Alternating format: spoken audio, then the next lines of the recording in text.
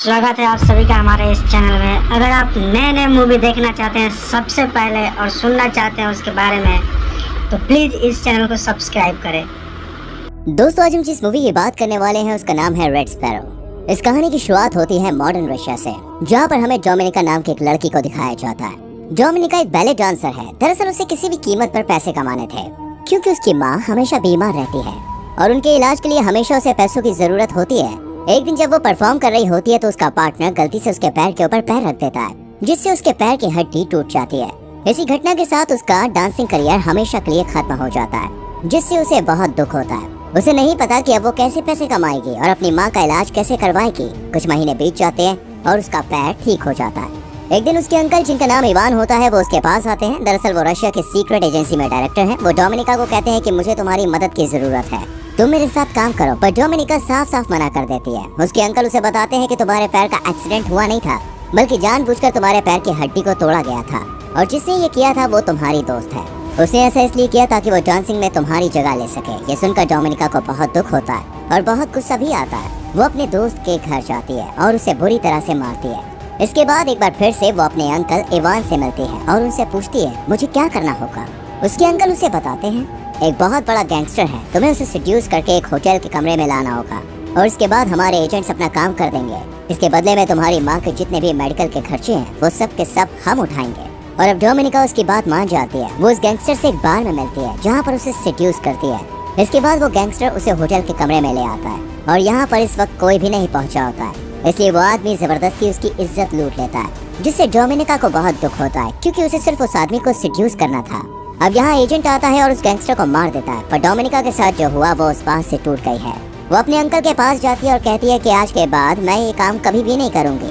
उसके अंकल को इस बात से कोई भी फर्क नहीं पड़ता कि उसकी इज्जत लूट चुकी है। वो कहते हैं कि अब तुम्हें हमारे राज के बारे में पता चल चुका है कि हम किस तरह का काम करते हैं, यानी कि तुम भी अब इस सीक्रेट एजेंसी का हिस्सा बन चुकी हो, और अगर तुमने हमारे साथ काम नहीं किया तो तुम्हें मार दिया जाएगा, क्योंकि तुम हमारे सारे राज जान चुके हो। वहीं दूसरी तरफ हमें मॉस्को में नेट नाम के एक लड़के को दिखाया जाता है, जो एक अमेरिकन जासूस है। नेट एक आदमी से मिलता है जिसे वो मार्वल कहकर बुलाता है। दरअसल दोस्तों, ये नेट को खबरें देता है और वो उसे कुछ खबर देकर वहाँ से निकल जाता है। पर तभी वहाँ पर पुलिस आ जाती है। नेट नहीं चाहता कि उसे खबर देने वाला मार्वल पकड़ा जाए, इसलिए वो गोलियां चलाता है, जिससे पुलिस का ध्यान उसकी ओर आकर्षित होता है और मार्वल उस जगह से भाग जाता है। लेकिन यहाँ पर नेट को पकड़ लिया जाता है और वापस अमेरिका भेज दिया जाता है। और नेट एक बार फिर से रशिया जाना चाहता है, लेकिन उसके जो सीनियर होते हैं वो कहते हैं कि तुम रशिया नहीं बल्कि बुडापेस्ट जाओगे, ताकि तुम एक बार फिर से मार्वल से मिल सको। वहीं दूसरी तरफ हमें रशिया की सीक्रेट एजेंसी के डायरेक्टर इवान को दिखाया जाता है, जो उस वीडियो फुटेज को देख रहा होता है जिसमें नेट मार्वल से मिलाता है, और उसे देखकर उसे समझ में आता है कि मार्वल एक रशियन सीक्रेट एजेंसी का ही सदस्य है, जो उस टाइम बुडापेस्ट में है। और अब इवान किसी भी कीमत पर उसे मारने के लिए किसी स्पाई को, यानी कि जासूस को भेजना चाहता है। वो डोमिनिका जाता है और उसे कहता है कि तुम्हें बुडापेस्ट जाकर मेरा एक काम करना होगा, और सबसे पहले तुम्हें इसके लिए ट्रेनिंग लेनी होगी। और उसके बाद उसे एक स्पाई स्कूल में भेजा जाता है, जहाँ की ट्रेनिंग बहुत ही खतरनाक, बहुत ही मुश्किल होती है। लेकिन दोस्तों, जल्द ही वो उस ट्रेनिंग को पूरा कर लेता है और इसके बाद डोमिनिका को बुडापेस्ट के लिए रवाना कर दिया जाता है। यहाँ पहुँचने के बाद सबसे पहले उसे नेट का विश्वास जीतना होगा, ताकि उसके जरिए किसी भी कीमत पर मार्वल तक पहुँच सके। दरअसल मार्वल का चेहरा कोई भी नहीं जानता है, किसी को नहीं पता है कि ये कैसा दिखता है। सिर्फ नेट एक तरीका है जिसके जरिए मार्वल तक पहुंचा जा सकता है। अब डोमिनिका बुडापेस्ट पहुंच जाती है, जहां पर वो अपनी एक साथी एजेंट के साथ रहती है। साथ ही वो नेट का पीछा करना शुरू कर देती है। वो इस स्विमिंग क्लब को भी ज्वाइन कर लेती है, जहां नेट रोज आता है। डोमिनिका बार बार उसके सामने से जानबूझकर निकलती है ताकि वो उसे देख सके। डोमिनिका बहुत ही सुंदर है, इसलिए नेट भी उसे देखना शुरू कर देता है। एक दिन जब वो सड़क पर उसके सामने से गुजरती है तो वो उससे बात करता है। नेट को कहीं ना कहीं डोमिनिका पर शक है। जब अगले दिन डोमिनिका स्विमिंग क्लब जाती है तो वो देखती है कि वहाँ पर उसका आईडी कार्ड नहीं है। दरअसल नेट उसका आईडी कार्ड निकालकर अपने साथ ले गया होता है, और अब उसे पता चल जाता है कि वो एक रशियन स्पाई है। लेकिन फिर भी वो बार बार उससे मिलता है। हालांकि अब उसे पता है कि डोमिनिका उसे बार बार इसलिए मिलती है ताकि वो मार्वल के बारे में इंफॉर्मेशन निकाल सके। वहीं जब डोमिनिका एक दिन अपने घर पर जाती है तो उसकी साथी, जो उसकी फ्लैटमेट होती है, जो खुद भी जासूस है, वो घर पर नहीं होती है। जब वो घर की तलाशी लेती है तो उसे पता चलता है कि उसकी जो साथी है वो किसी अमेरिकन स्पाई से मिलने वाली थी, जिससे वो कुछ इन्फॉर्मेशन देगी और इसी इन्फॉर्मेशन के बदले उसे पैसे मिलेंगे। डोमिनिका भी समझ जाती है कि उसे भी उसी तरह का एक मिशन दिया गया है। अब डोमिनिका अपने काम को पूरा नहीं कर पाती है, उसे मार्वल के बारे में कुछ भी नहीं पता लगता, इसलिए इवान यहाँ पर आता है और उससे पूछता है कि तुम्हारा काम इतना स्लो क्यों चल रहा है। अगर ऐसे ही चलता रहा तो तुम्हें मार दिया जाएगा। वो कहती है कि मेरा काम स्लो चलने का कारण ये है कि मैं अपनी साथी एजेंट के साथ उसके मिशन पर काम कर रही हूँ। ये सुनने के बाद इवान को बहुत गुस्सा आता है और जब डोमिनिका अपने घर पर नहीं होती है तभी वहाँ पर एक दूसरा रशियन एजेंट आता है जो डोमिनिका के फ्लैटमेट को मार देता है, क्योंकि उसने अपने सीक्रेट मिशन को डोमिनिका के साथ शेयर किया था।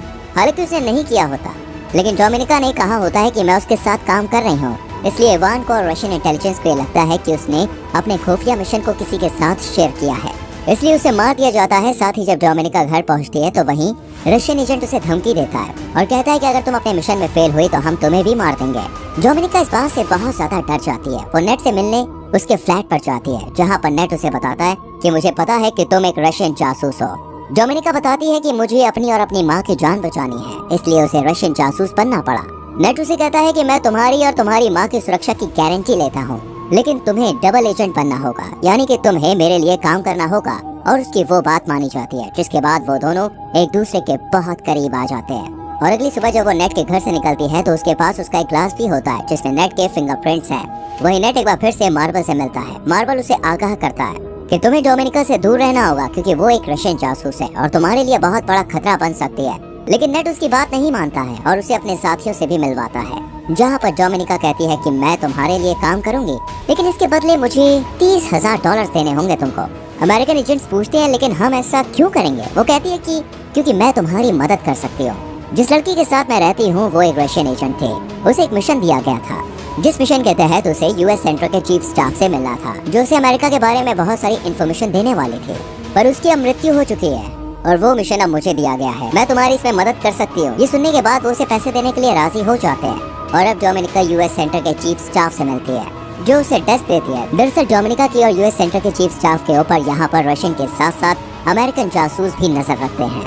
डोमिनिका ने जो डिस्क ली होती है वो किसी तरह उसे बदल देती है और नेट तक पहुँचा देती है। अमेरिकन सेंटर की चीफ स्टाफ जब बाहर आती है तो उसे चारों तरफ से घेर लिया जाता है। ये सब के सब अमेरिकन जासूस हैं। उसे समझ में आ जाता है कि उसका खेल खत्म हो चुका है। वो भागने की कोशिश करती है लेकिन वो चारों तरफ से घिरी हुई है और तभी उसका एक्सीडेंट हो जाता है, जिसमें उसकी मृत्यु हो जाती है। उसकी मृत्यु से रशियन को बहुत बड़ा झटका लगता है, क्योंकि वो उनके लिए काम करती है, उन्हें इन्फॉर्मेशन दिया करती थी। और अब इवान को डोमिनिका और उनके सीनियर पर शक हो जाता है, क्योंकि इस मीटिंग के बारे में डोमिनिका और उसके सीनियर को ही पता था। इन दोनों को वापस बुलाया जाता है, जहाँ पर इन दोनों को बहुत टॉर्चर किया जाता है।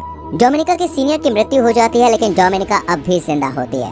वो यहाँ पर इवान को बताती है कि मैंने ये सब इसलिए किया है ताकि मैं नेट का भरोसा जीत सकूं और किसी भी तरह से मार्वल तक पहुँच जाऊं। नेट का भरोसा मैंने जीत लिया है और अब मैं जल्द ही मार्वल तक पहुँच जाऊंगी। इवान उसकी बातों में आ जाता है और उसे एक बार फिर से बुडापेस्ट भेजने के लिए राजी हो जाता है। पर बुडापेस्ट जाने से पहले वो इवान के घर आती है, जहाँ पर वो कुछ पलों के लिए सेड्यूस भी करती है। इवान को उस पर अभी भी शक होता है, इसलिए बुडापेस्ट में वो उसके पीछे एक और जासूस भेजता है। डोमिनिका बुडापेस्ट पहुंचने के बाद सबसे पहले नेट से मिलती है। नेट उसे देखकर बहुत खुश होता है और अपने गले से लगा लेता है और वो नेट को सब कुछ बता देती है। नेट अभी भी उसे मार्वल के बारे में कुछ बताता नहीं है, लेकिन वो उसे बहुत पसंद करता है, इसलिए एक बार फिर से वो दोनों एक दूसरे के करीब आ जाते हैं। ये दोनों के दोनों सो जाते हैं, पर जब डोमिनिका की नींद खुलती है तो देखती है कि उसके सामने वही एजेंट है जिसे डोमिनिका के पीछे रशिया से भेजा गया था और उसने नीट को पकड़ा हुआ था। वो किसी भी हालत में मार्वल का असली नाम और उसकी पहचान उससे जानना चाहता था, पर नेट उसे नहीं बताता है। इसके बाद डोमिनिका भी नेट को मारने लगती है और उससे मार्वल का असली नाम पूछती है, लेकिन उसे टॉर्चर करते करते अचानक से वो रशियन जासूस के ऊपर हमला करके उसी को मार देती है, जिसके चलते दोनों के दोनों घायल हो जाते हैं और डोमिनिका और नेट दोनों हॉस्पिटल में होते हैं। यहाँ पर रशिया के जनरल, जो कि इवान के सीनियर होते हैं और डोमिनिका उन्हें पहले से ही जानती है, वो डोमिनिका से मिलने के लिए आते हैं और कहते हैं कि मुझे पता है कि नेट ने तुम्हें मार्वल का असली नाम नहीं बताया है और जिस जासूस को हमने तुम्हारे पीछे भेजा था उसे तुमने ही मारा है और बहुत सारी ऐसी बातें हैं जो तुमने हमसे यानी कि रशिया से छुपाई है। डोमिनिका साफ साफ मना कर देती है। जनरल कहते हैं कि तुम्हें मुझसे डरने की जरूरत नहीं है। जिस मार्वल की तुम्हें तलाश है, जिसे नेट बचाने की कोशिश कर रहा है, वो कोई और नहीं बल्कि मैं ही हूँ। मैं रशिया के लिए पहले बहुत ईमानदार था। एक दिन मेरी पत्नी बहुत ज्यादा बीमार थी। एक अमेरिकन डॉक्टर था जो मेरी पत्नी को बचा सकता था, लेकिन मुझे इसके लिए अलाउड नहीं किया गया। उन्हें ऐसा लगता था कि मेरी सच्चाई उस डॉक्टर को यानी कि अमेरिकन को पता चल जाएगी, जिस वजह से मेरी पत्नी की मृत्यु हो गई। ये पूरा का पूरा सिस्टम करप्ट है, इसलिए मैंने रशिया का साथ छोड़ दिया और एक डबल एजेंट बनकर अमेरिका के साथ और रशिया दोनों के साथ काम करना शुरू कर दिया। तुम मेरी सच्चाई रशिया की खुफिया एजेंसी को बता सकती हो, इसमें मैं पकड़ा जाऊंगा और तुम एक नेशनल हीरो बन जाओगे और इसके बाद तुम मेरी तरह अमेरिका के साथ और रशिया के साथ दोनों के साथ एजेंट बनकर काम कर सकती हो और रशिया की करप्ट एजेंसी को खत्म करवा सकती हो। दरअसल जनरल ने उसे सब कुछ बताया होता है, क्योंकि उन्हें पूरा विश्वास होता है कि जल्द ही वो पकड़े जाएंगे। और वो नहीं चाहते हैं कि उनकी जिंदगी वेस्ट हो जाए। वो चाहते हैं कि डोमिनिका उन्हें पकड़वाए, जिसके बाद डोमिनिका उनकी जगह ले ले। और अब डोमिनिका रशियन एजेंसी के पास जाती है। यहाँ पर वो उन्हें मार्वल की सच्चाई, उसका नाम और सब कुछ बता देती है। कुछ ही देर बाद हमें दिखाया जाता है कि रशियन एजेंट जनरल को नहीं बल्कि इवान को पकड़ लेते हैं, क्योंकि उसने इवान का नाम बताया होता है कि इवान ही मार्वल है। और साथ ही उसने बहुत सारे सबूत भी दिए होते हैं। इसमें पहला सबूत होता है कि उसने इवान के नाम पर अकाउंट खुलवाया होता है, जिसमें उसने अमेरिकन से $30,000 लिए थे। साथ ही जब वो इवान के घर पे गई थी तो वो ग्लास जो नेट के घर से लाई थी, जिसमें नेट के फिंगरप्रिंट्स थे, वो उसने अंकल इवान के घर पर छोड़ दिया था, जिससे ये साबित होता है कि इवान और नेट आपस में मिले हुए हैं। दरअसल वो शुरू से ही इवान को इस जाल में फंसा रही थी, जो पूरी तरह से उसके जाल में फंस चुका था। वो चाहकर भी अपनी बेगुनाही साबित नहीं कर सकता था। रशियन एजेंसी इवान को जान से मार देती है और इस तरह से इवान का खात्मा हो जाता है। डोमिनिका ने मार्वल का पर्दाफाश किया होता है, इसलिए उसे प्रमोशन मिल जाता है और अब वो रशिया में अपनी माँ के साथ बहुत खुश है। लेकिन वो नेट को आज भी याद करती है, क्योंकि वो नेट को आज भी बहुत पसंद करती है। और एक दिन उसे एक अननोन नंबर से कॉल आता है, दूसरी तरफ से कोई नहीं बोलता। वहाँ से सिर्फ एक पियानो की धुन बजती है, जिसे सुनने के बाद वो समझ जाती है कि ये नेट है। इसी के साथ ये फिल्म की कहानी यहीं पर डिस्क्रिप्शन में मूवी का लिंक दिया हुआ है।